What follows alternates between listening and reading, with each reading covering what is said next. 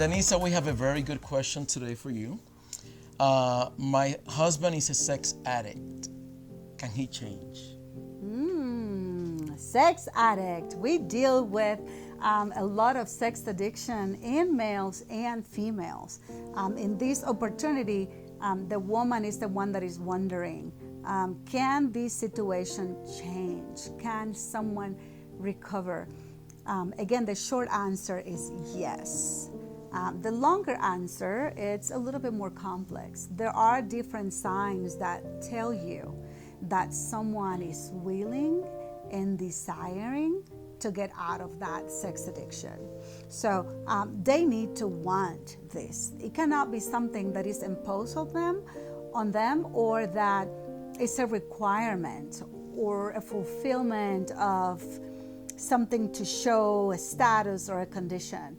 The heart really needs to long for that transformation, to undergo the process. Now, what does this process look like?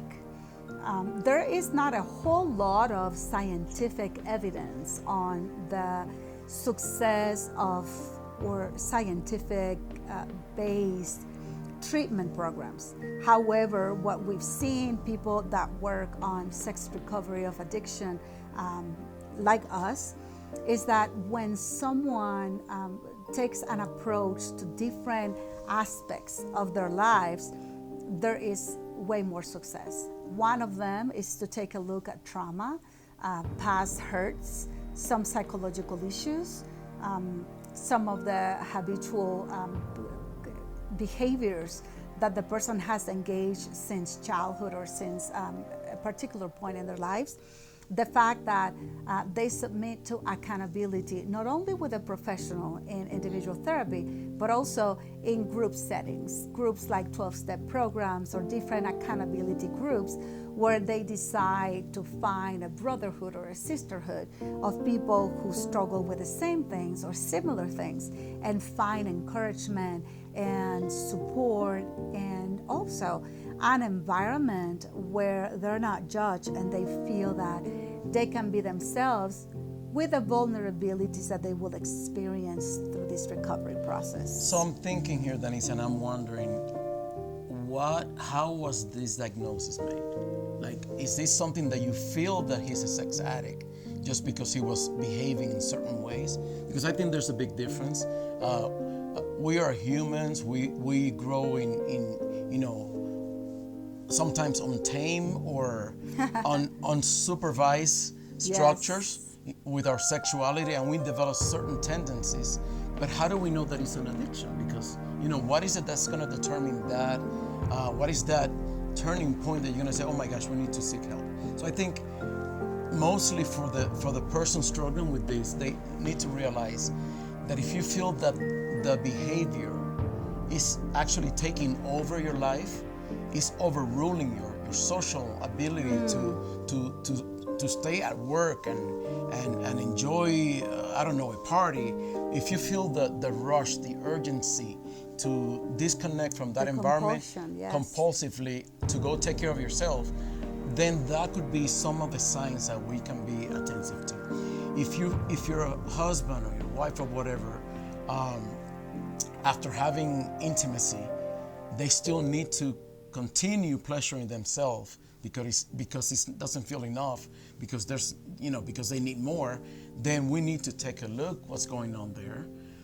If you have the need to go play with yourself after you have intimacy with your spouse, we need to see what's going on there. Yeah. So because a lot of these are self-diagnosed. Yes. And we don't want to confuse things. I mean, I can have a tendency, doesn't make me an addict, or not that being an addict is going to make you any less of a better person. It's simply a condition that needs treatment and that we deal with professionally, right?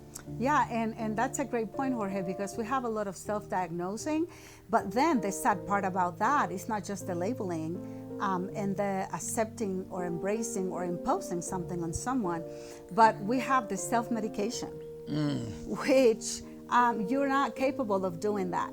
Again, a trained professional treating an individual that they get to know, an individual that they get some personal history, that they get some specifics from can do this diagnosing. So, yeah, I love that, getting to know your therapist and the therapist getting to really know who you are.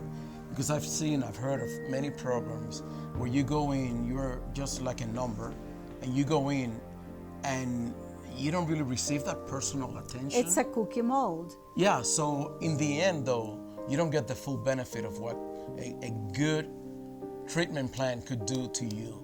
And we are so protective of that because we really believe that, the trust that you can gain and deposit into the process is going to guarantee a huge percentage of your success. Yes. So you need to know that this is going to work. Not only that it's going to work for you, but that the person you're trusting in your recovery has the care, the personal attention that you're needing, and the support that you actually requiring. Yeah. So, yeah, that's why we're careful in what programs to recommend or to endorse. Yeah. Yes. So the answer is yes, but also the person needs to want this recovery. Our encouragement is obviously let's fight for your relationship. As an understanding wife or husband, can we put some parameters? Can we set a timeline to see some specific changes, some specific commitments that tell us, okay, we're going to continue working on this. And let's just remind you, we spoke about so many different things on this that I want to make sure that you clearly understand. The person needs to show you some remorse. The person needs to say, yes, I have a problem and I'm willing to work at it.